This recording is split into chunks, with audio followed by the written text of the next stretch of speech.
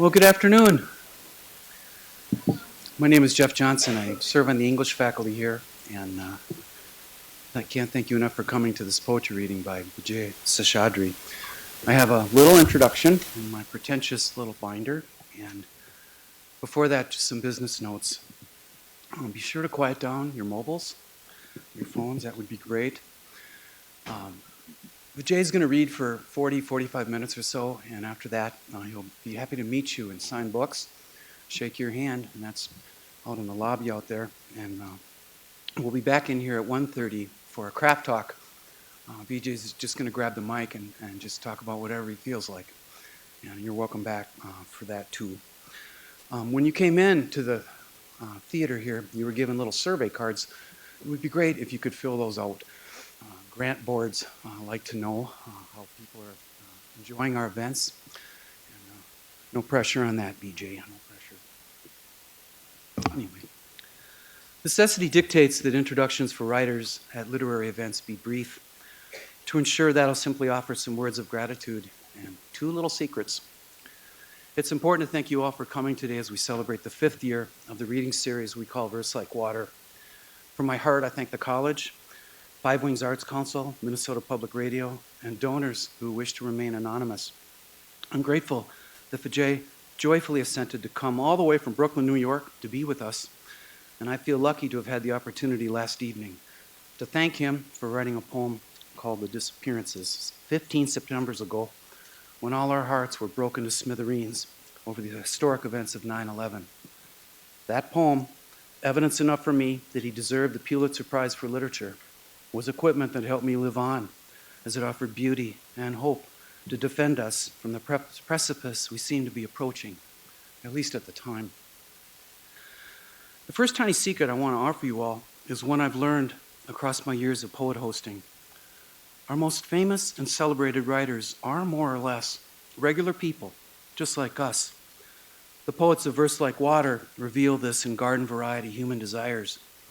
Twice, Lee Young Lee had me stop and turn off my truck so he could get out and look at the stars like a boy.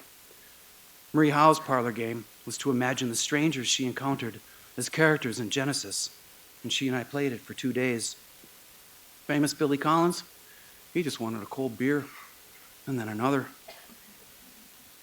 Our U.S. laureate, Juan Felipe Herrera, this past April, was happy talking to everyone, but his unswerving attention was bestowed on the children he encountered. He's a father and a grandfather. Between us and poets, though, there is a difference.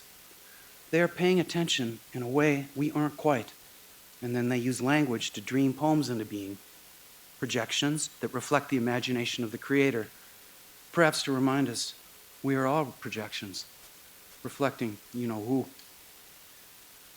I offer a second secret with, as Shakespeare would have it, words of fair encouragement. We all own poetry. I'm nearing the end of an introduction for a writer, a maker, but I'm gazing at many possible, if not emerging poets. Verse is available and calling to us, but there are conditions for our answer. We have to open our hearts to it and turn away from the vanities of our age, which are loud, unbecoming, and a waste of time. Let's do it right now. Join me in welcoming Vijay Seshadri. Warm Minnesota welcome.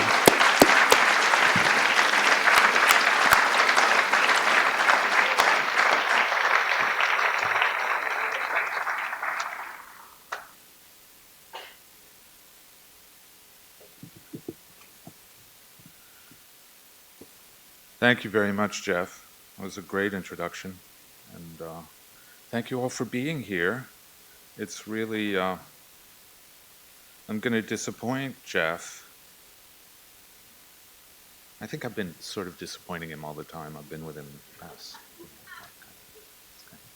Why did I invite this guy? No. Because I am going to turn sort of to the vanities of our age and rather not turn away and read some poems that are political-ish because we're living in a political time. And I kind of hope I'm reading them in such a way as to insulate us from a lot of the absurdity that is taking place right now. And, I'm fascinated by, unfortunately. I don't have the discipline to turn my head away. I keep looking, you know, at the train wreck that seems to be this, current election season.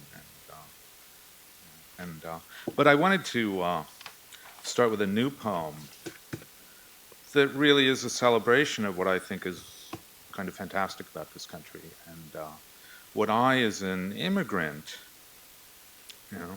my family came here in the late 1950s, and I was a very small child, and have always really appreciated about America. And this poem is based on my experience or lack thereof of jury duty. Since I've been in New York, and this has been since 1982, I've been continually called up for jury duty and made to sit there all day and then told that they don't want me for a jury. And for a long time, I used to feel the burden of having to go and the terror of having to spend my time on a jury.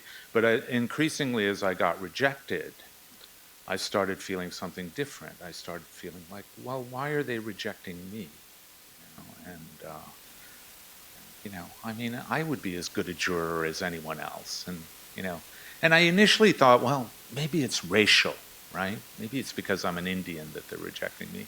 But they seem to be accepting other people who look like me and other people of color and stuff. So, of course, instead of calming myself, that made me more agitated. And I was thinking, I took it personally. I said, oh, it's me that they don't like. They don't like me, and they don't want me to serve on a jury.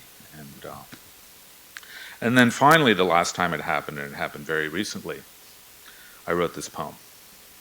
And it's called Commas, Dashes, Ellipses, Full Stops, Question Marks. People restless on the pews downtown, people not of the book or of the book, itchy and introspective in the big cross-section of humanity room in the courthouse on Adams Street. Apothecaries, scriveners, gendarmes, recidivists. 60% are happy 65% of the time. 30% are okay 79% of the time. One is angry. That's what the bulletins from the ether say. And maybe we'll do something about it. But not today. Today is another day. Today is the day the self's whispering to itself in its 100 endangered languages merges with the sound of water running and scoring grooves in the damp, lithic, adhesive interiors. The limestone cavern of being, where flying mammals hang and nurse their young, and contemplate upside down the inscaped person waiting to be called out of himself into the light of reason, to be impaneled on a jury here, right here in Brooklyn, so he can judge lest he not be judged, but forgiven, just forgiven. Grace, with no instinct to explain itself, pouring out of every portal. Are you blind that you can't see it? I am, I guess I am. Communion, submission, detachment. And what would I rather be doing than sitting here pretending not to look at the rest of you, of the city and of the world, so compelling is your exhausted, disillusioned, but steadfast commitment to the mechanisms of justice, the apparatus of democracy. 12 good persons and true will be summoned from the cardinal points to... But not me, I guess. The bailiff is saying, go home, not you, not today. For the 100th time I have been called, but not chosen. For the 100th time I have to shuffle into the subway station at J Street, where a tall, sweet-looking, willowy violinist is playing the chaconne with apocalyptic focus and the ghost of a smile on her lips. Maybe she will say yes to me. Maybe I can stay with her always. Maybe I can sleep on my hands at her little desk. I'd rather go blind than to walk away from you, child.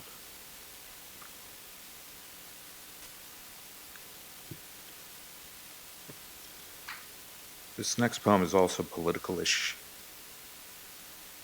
And I think either in 2009 or 2010, the state of Arizona passed an immigration law. And the law stated that the constabulary of the state could, approach anyone that looked as if they were undocumented and ask them for their papers. And when I was a kid and I read about something like this, I would have been really sort of indignant, not only for the affront to the Constitution, but to Anglo-Saxon jurisprudence going all the way back to the Magna Carta. When I read the story in the New York Times, though, about this law, I thought, wow, what a good idea for a poem. And this is the poem. It's called Trailing Clouds of Glory. Trailing Clouds of Glory is a title taken from a famous Wordsworth poem by William Wordsworth, the Immortality Ode. And the relevant quote reads, "Trailing clouds of glory did we come from God who is our home." And the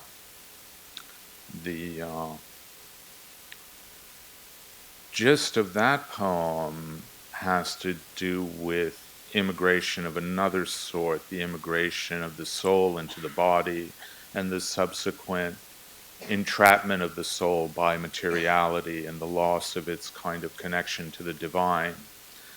And I kind of used the title somewhat ironically, but somewhat seriously, and adapted it to my sort of feeling about this story of the Arizona immigration law.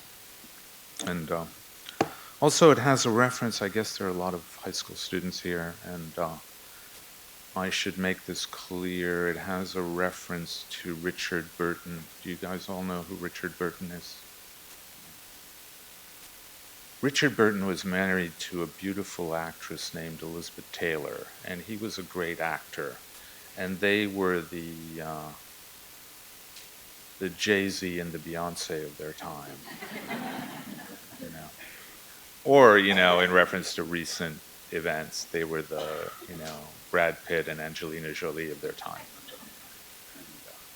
And this was my time, the 60s, when I was your age, the age of those of you who were in high school. And Richard Burton also was a great Shakespearean actor, who married this Hollywood starlet, and people claimed that, she ruined him. And I don't think that's true. So anyway, he appears at the end of the poem. And Trailing Clouds of Glory. Even though I'm an immigrant, the angel with the flaming sword seems fine with me. He unhooks the velvet rope. He ushers me into the club.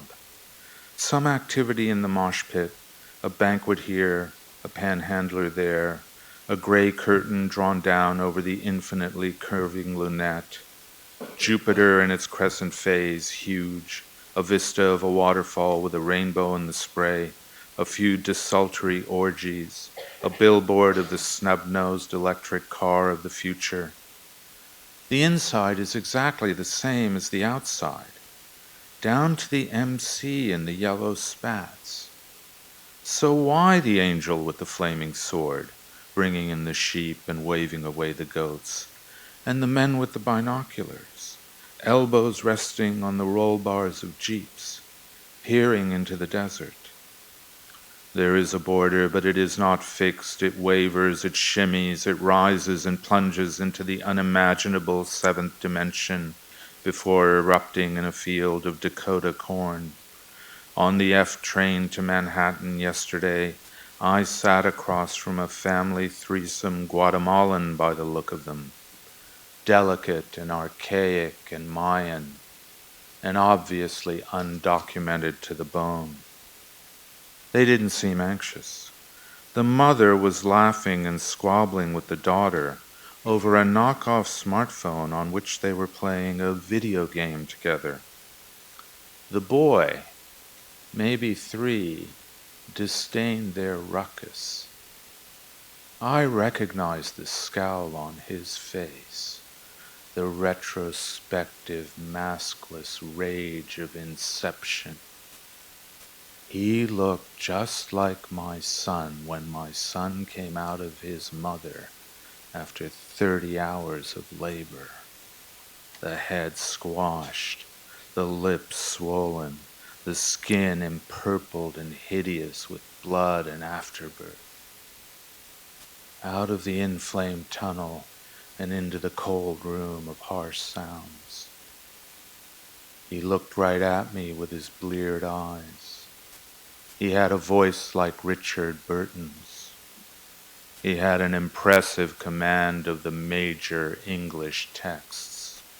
I will do such things what they are, yet I know not. But they shall be the terrors of the earth, he said. The child, he said, is father of the man.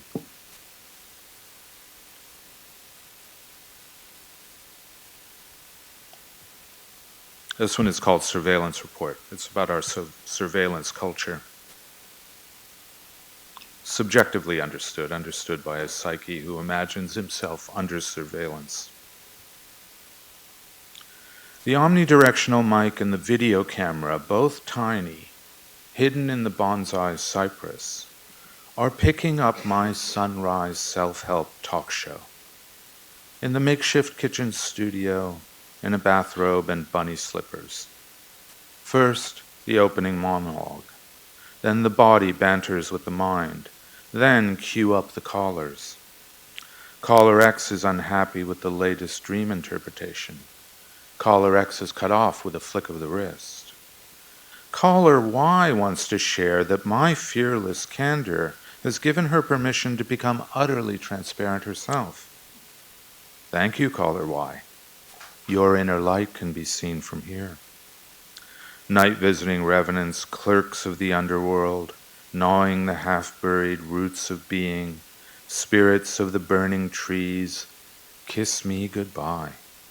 The tape shows me checking my chronometer and exiting for work. Observers posted along my morning commute observe the usual detours, the purchase of potables and comestibles.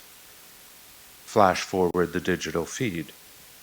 At 1000 hours, the current workplace asset text. Subject agitated, begging colleagues, please have the courtesy not to be conscious of me. Of the 3 or 4 scenarios employed to predict my next location, during the interminable lunch hour, when the terrible question of where to go and what to eat, among choices once enticing, but now exposed in all their bitter banality, assault even the most cheerful of our targets, today, which is a Tuesday, is Burning House Scenario Day. Cloud after cloud of smoke and flames sweep through and over the turrets, the Widow's Walk, the pergolas, the porte cochere. Fire boiling through the leaded window panes immolates the gillyflowers. Though I haven't been located, for reasons I don't understand, in the crowd shots pirated from the eyewitness news feed, what the crowd feels I would feel if I were there to feel it. But I'm not there to feel it. I'm not there at all. There at the next disaster, the last disaster, but one, but one, but one. The dormant listening posts activate. Windowless vans crammed with information technology park on the corners of all the streets.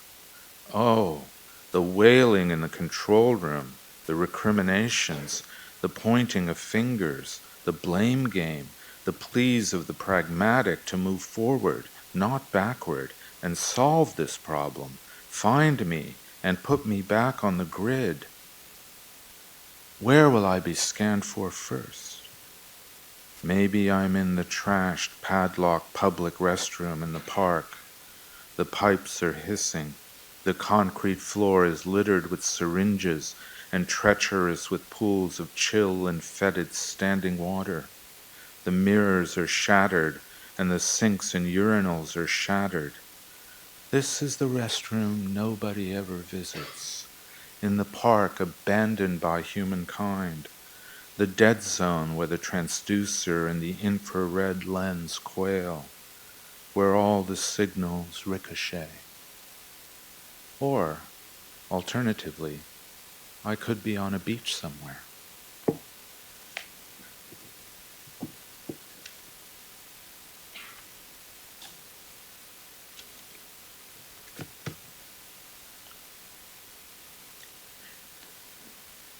This poem is called Road Trip, where I gave into an impulse that I often have to just run away from it all. I'm sure you guys know that impulse, some of you. Okay, just get the hell out of here, just get away. Just, drop it all. Nothing is going to work anyway, so why keep pretending it is, I feel that about 3 times a day. But only 6 days of the week. Road trip. I could complain, I've done it before. I could explain. I could say, for instance, that I'm sick of being slaughtered in my life's mountain passes, covering my own long retreat, the rear guard of my own brutal defeat, dysentery and frostbite and snipers, the mules freezing to death, blizzards whipping the famished fires until they expire, the pathetic mosquito notes of my horn. But instead, for once, I'm keeping quiet, and maybe tomorrow, or maybe the day after, or maybe the day after that, I'm just going to drive away down the coast and not come back. I haven't told anyone, and I won't. I won't dim with words the radiance of my gesture. And besides, the ones who care have guessed already. Looking at them, looking at me, I know they know. When they turn their backs, I'll go. The secrets I was planning to floor them with, they're already packed in my trunk in straw, in a reinforced casket. The bitter but herbal and medicinal truths I concocted to revive them with, tomorrow or the day after that, on the volcano beaches fringed with black sand and heaped with tangled beds of kelp, by the obsidian tide pools that cradle the ribbed limpet and the rock-bound star. I'll scatter those truths to the sea breezes and float the secrets on the waters that the moon reels in and plays out, with a little votive candle burning on their casket. And then I'll just be there, in the sunset's coppery sheen, in the dawn pearled by discreet, oblong, intimate clouds that move without desire or motive. Look at the clouds. Look how close they are.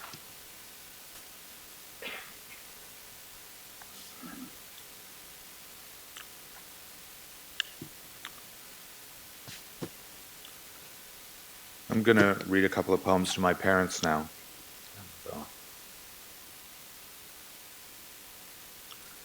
This one is for my father. It's called Collins Ferry Road. Only a river could bottom out like this, not a person, definitely not. And definitely not you. You were always just human. Not you meandering between smoking slag heaps, unmoored coal barges booming down your waters, heavier than mercury. Definitely not you. Don't even imagine it. The two-eyed fishes in the shallows are doing what? Feeding? Dreaming? No. They don't need ears to hear your ghost who is thrashing and muttering in the brush between the river and the road. Your ghost coming back to where you bottomed out in a way inalienable to yourself. Where you thought you should have died, but didn't. Afraid to go back to where you shouldn't have died, but did. I met him up there. How did I get here, he asked me. How do I get back? Where do I go now? And this is a poem to my mother, which I wrote during one of her last crises. It's called Your Living Eyes. They wheeled you, your caregivers did, to the picture window to watch the birds fretting at the feeder. Then they forgot you there, and you forgot them. 1,000 years later, the angel of death sidled in, disguised as a little girl, clutching at her pinafore and chewing the ends of her pigtails. She had a look whose vacancy was over-rehearsed. But I hear your interview with her went well anyway. I hear, actually, that it went better than anybody could ever have thought it would. She said, beauty and sadness are never far apart. You said, bullshit.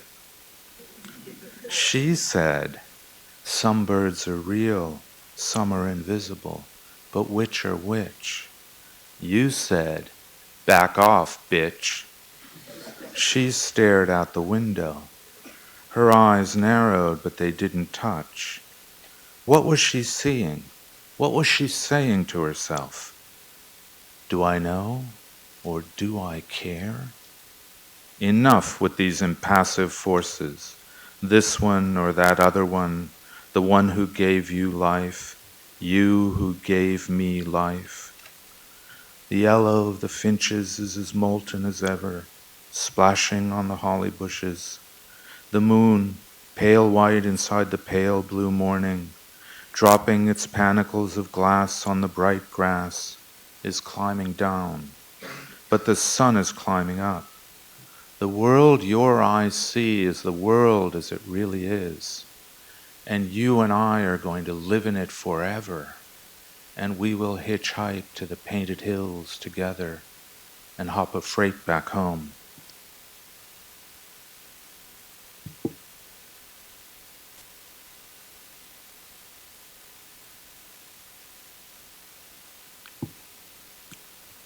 This next one is called Bright Copper Kettles.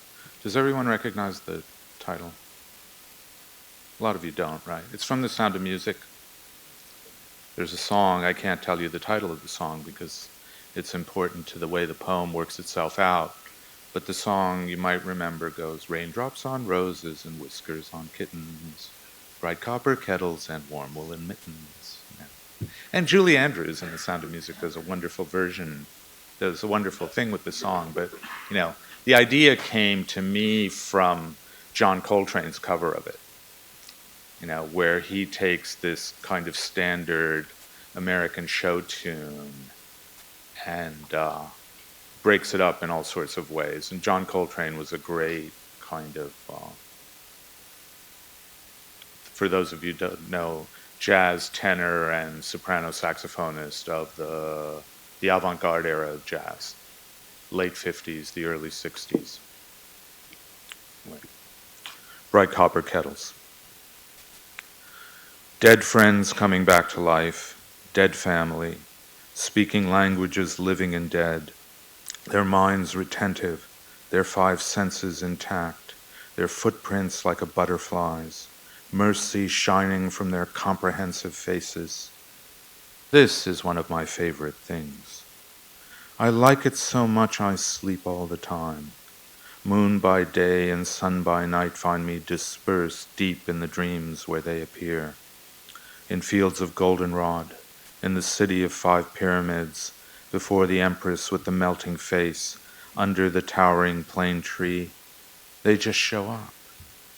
It's all right, they seem to say. It always was.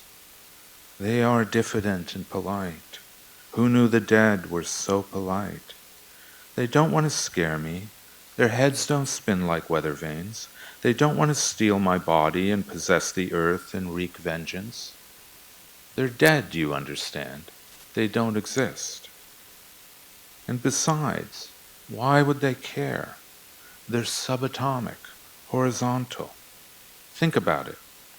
One of them shyly offers me a pencil. The eyes under the eyelids dart faster and faster through the intercom of the house where for so long there was no music.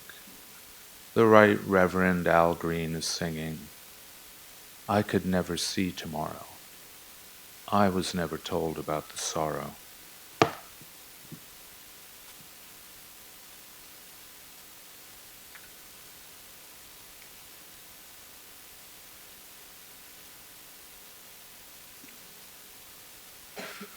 This one is called Thought Problem.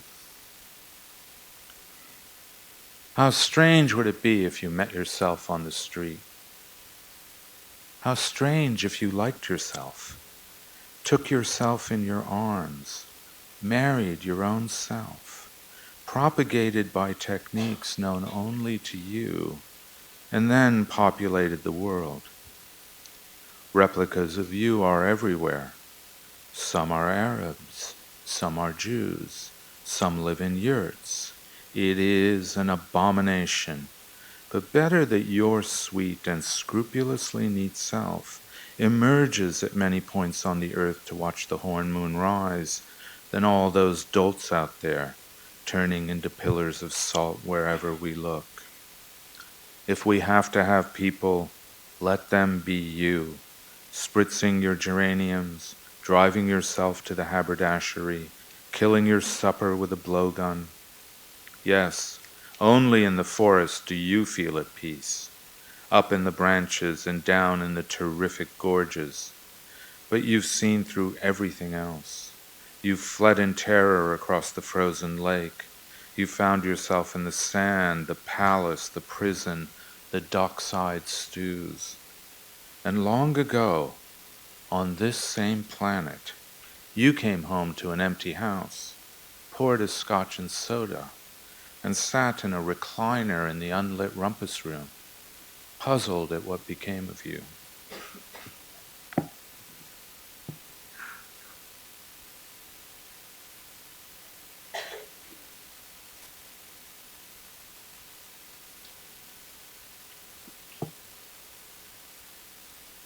This poem is called Knowing,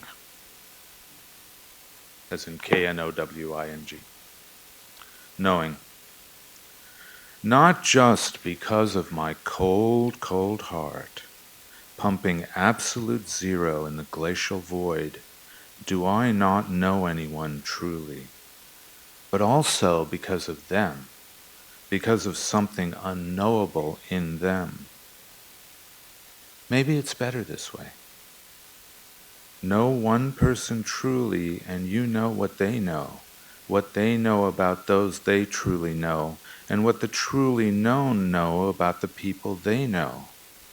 All those lives pouring in through the news feed, where is it going to end, and how will it end, wherever it ends? My wife knows a woman terrified of going blind. Alone she sits in a room with all the lights burning, the 100-watt overhead, the recessed track lighting, the 3 gooseneck lamps, the 5 halogens she ordered from a catalog, the fluorescent work lights sporadically sizzling. The room burns and glows like a convenience store on an empty highway in the midnight desert. Groping down the aisles to check her inventory, waiting for the marauder to enter and rifle the register, she thinks, this is not a joke. When this is over, I will tell someone a story about it.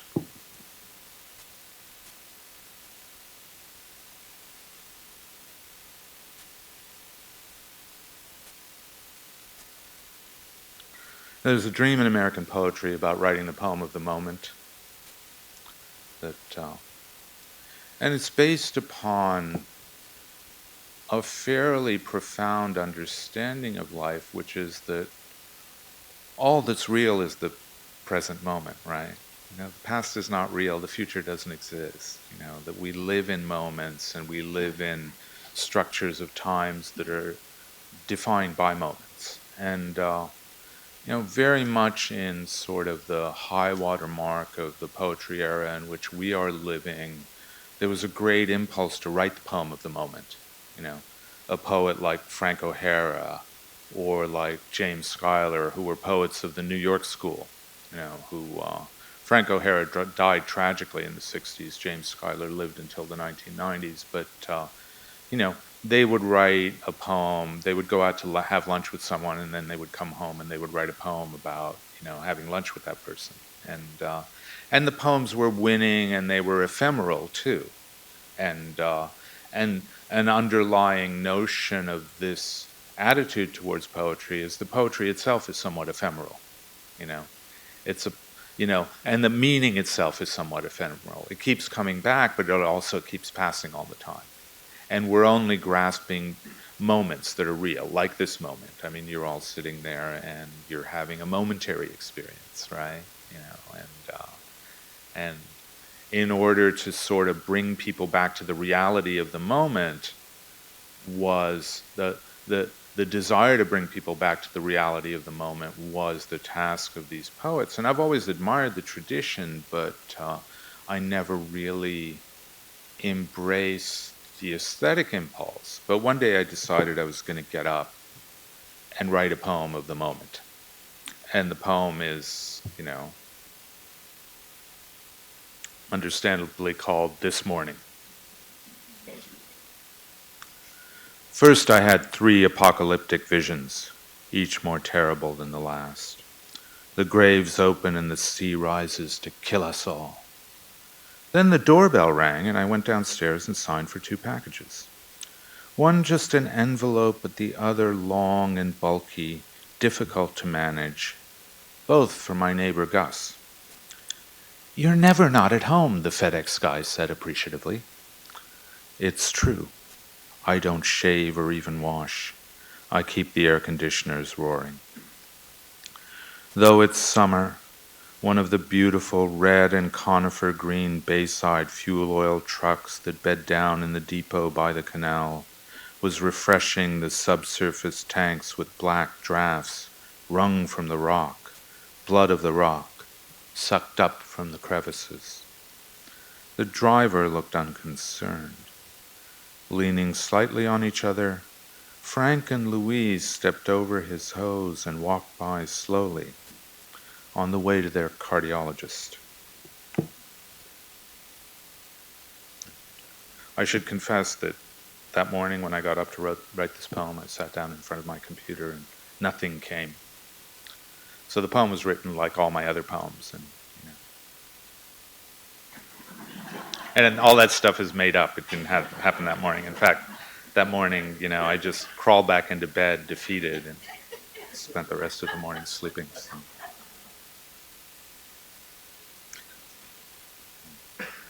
I always feel like I have to tell you that. Okay. I don't know. I think I'll read a few more, and then should I take questions, or should I take questions later? At the craft talk? Okay, then I'll just keep reading and reading and reading. No, I'll read a few more. Since many of you are in school, I will read this one.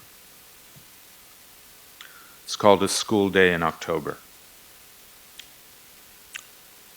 I was on the corner of 39th and Park, waiting for a bus. Just standing on the corner, waiting for a bus. A man walked by, filthy, fragrant, with a mustache like Nietzsche's. He was screaming about the Dalai Lama. Then a woman came up to me saying, "Please, mister, please, mister." She had a boy in tow who was wearing a purple hoodie and looked about 9, still young enough to return a gaze, but not so young that he could count on a complete recovery. Distressed pieces of paper, bills of lading, starburst wrappers, flyers for the Paradise Club, littered the gutters and swirled in pipsqueak tornadoes spawned by taxicabs blasting downtown. On which of them was it written, I wondered, that consciousness leaks from the broken seals, the busted drum cases, the cracks in the housings, the fissures, and teems viscously across the surfaces of the world. Please, mister. Please, mister. I gave her $1. I didn't want to. I was in a mood to be stupefied by her condition. But I did feel sad for the kid. He should have been in school. It was a school day in October, and not walking the more punishing blocks of Park Avenue, the ones below Grand Central Station, where we came to beg.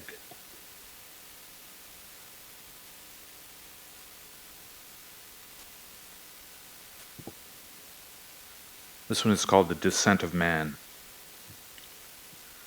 My failure to evolve has been causing me a lot of grief lately. I can't walk on my knuckles through the acres of shattered glass in the streets. I get lost in the arcades. My feet stink at the soirees. The hills have been bulldozed from whence cameth my help. The halfway houses where I met my kind, dreaming of flickering lights in the woods, are shuttered. I don't know why. Try, say the good people who bring me my food, to make your secret anguish your secret weapon. Otherwise, your immortality will be an exhibit in a vitrine at the local museum, a picture in a book. But I can't get the hang of it. The heavy instructions fall from my hands. It takes so long for the human to become a human. He affrights civilizations with his cry. At his approach, the mountains retreat. A great wind crashes the garden party. Manipulate singly neither his consummation nor his despair, but the two together like curettes, and peel back the pitch-black integuments to discover the penciled-in figure on the painted-over mural of time, sitting on the sketch of a boulder below, his aching sunrise, his moody, disappointed sunset.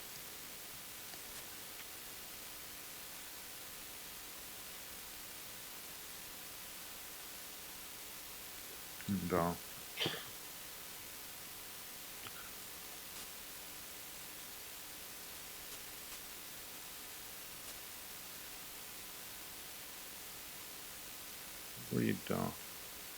I'll read 3 more, 2 sort of medium-sized ones and a short one. And this one is called Baby Baby. You were introduced to my son earlier in the reading, and this is another, poem about him.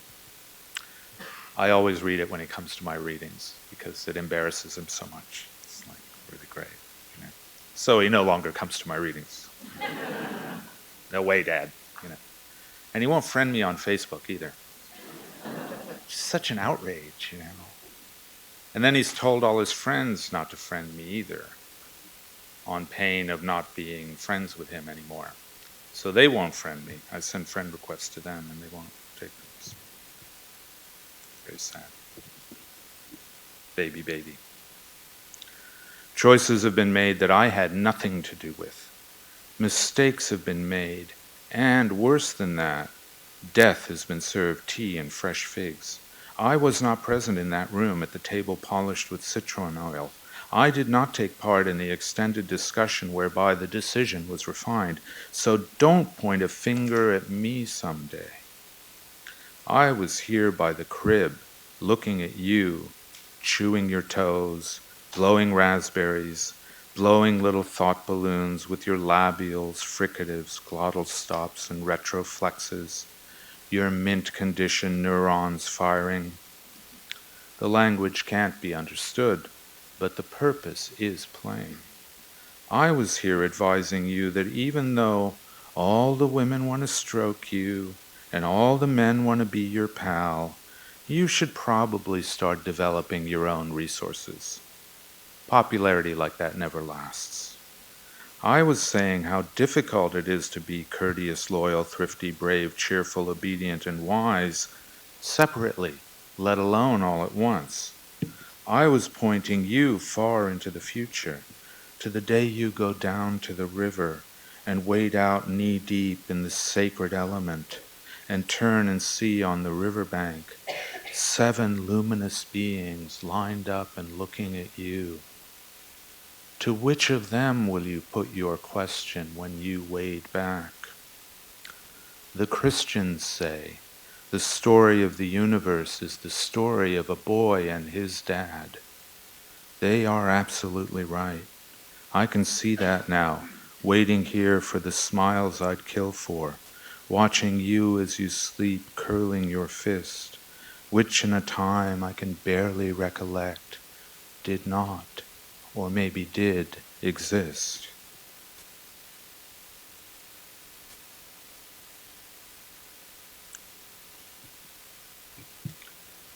And, this poem is called The Long Meadow, and it's based on an incident in the Sanskrit epic, the Mahabharata. I don't know if you've heard of this epic, and very big epic, 8 times the volume of the Iliad and the Odyssey combined. It's most famous in the West because it contains the Bhagavad Gita, which is a dialogue between Krishna and Arjuna on the field of battle, which is a very important religious text in South Asia and elsewhere. And if there are any Sanskritists in the audience, I've deliberately mangled the episode that I used to the point where it's unrecognizable, so forgive me in advance. The Long Meadow. Near the end of one of the old poems, the Sun of Righteousness, the source of virtue and civility, on whose back the kingdom is carried, as on the back of the tortoise the earth is carried, passes into the next world. The wood is dark, and on the other side of the wood the sea is shallow, warm, endless. In and around it there is no threat of life. So little is the atmosphere charged with possibility that he might as well be wading through a flooded basement. He wades for what seems like forever, and never stops to rest in the shade of the metal rain trees, springing out of the water at fixed intervals. Time, though endless, is also short, so he wades on until he walks out of the sea and into the mountains, where he burns on the windward slopes and freezes in the valleys. After unendurable struggles, he finally arrives at the celestial realm. The god waits there for him. The god invites him to enter. But looking through the glowing portal, he sees on that happy plain not those he thinks wait eagerly for him, his beloved, his brothers, his companions in war and exile, all long since dead and gone, but, sitting pretty and enjoying the gorgeous sunset, his cousin and bitter enemy, the cause of that war, that exile, whose arrogance and vicious indolence plunged the world into grief. The god informs him that yes, those he loved have been carried down the river of fire. Their thirst for justice offended the cosmic powers, who are jealous of justice. In their place in the celestial realm, called Alaukika in the ancient texts, the breaker of faith is now glorified. He, at least, acted in keeping with his nature. Who has not felt a little of the despair the Son of Righteousness now feels, staring wildly around him? The god watches, not without compassion and a certain wonder. This is the final illusion, the one to which all the others lead. He has to pierce through it himself, without divine assistance.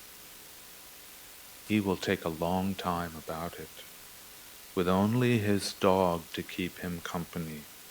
The mongrel dog, celebrated down the millennia, who has waded with him, shivered and burned with him, and never abandoned him to his loneliness. That dog bears a slight resemblance to my dog, a skinny, restless, needy, overprotective mutt who was rescued from a crack house by Suzanne. On weekends, and when I can shake free during the week, I take her to the Long Meadow in Prospect Park, where dogs are allowed off the leash in the early morning. She's gray-muzzled and old now, but you can't tell that by the way she runs.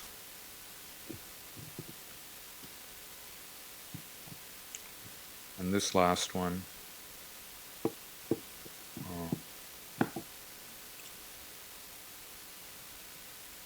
In the recent past, though not now, the editorial board of the New York Times would get together 3 or 4 times a year, and they would say to one another, "Oh, let's torture some poets." This is a true story. And they would call up some poets, and they would give them a subject that they wanted to have poems written about. And they would say, well, we'll publish these poems if you write them and we like them on the op-ed page of the Sunday Review, which about 2 million people read. And so, of course, poets, who have hardly any readership at all, always jump at the chance. And one day they called me up and they said, we'd like you to write a poem about the end of daylight savings time. Do you think you can do that? And I said, of course I can do that. I've been burning to address this subject all my life. And that's this poem. It's called Light Verse. Standard time begins.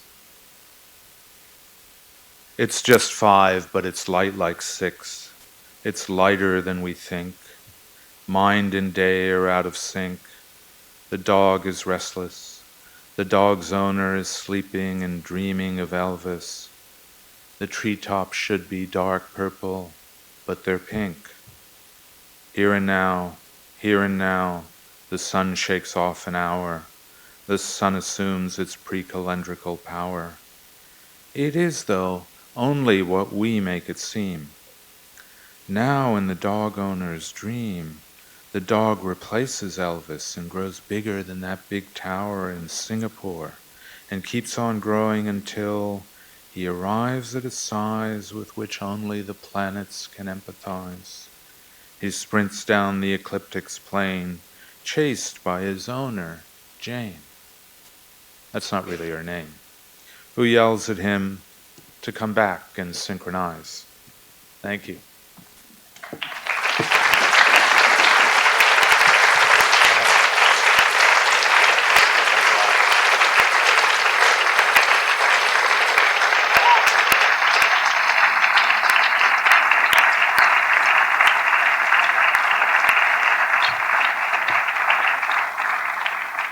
Thank you so much for coming. We'll see you at the book signing, maybe at the workshop here at 1:30, and at the next First Like Water event. Have a great day.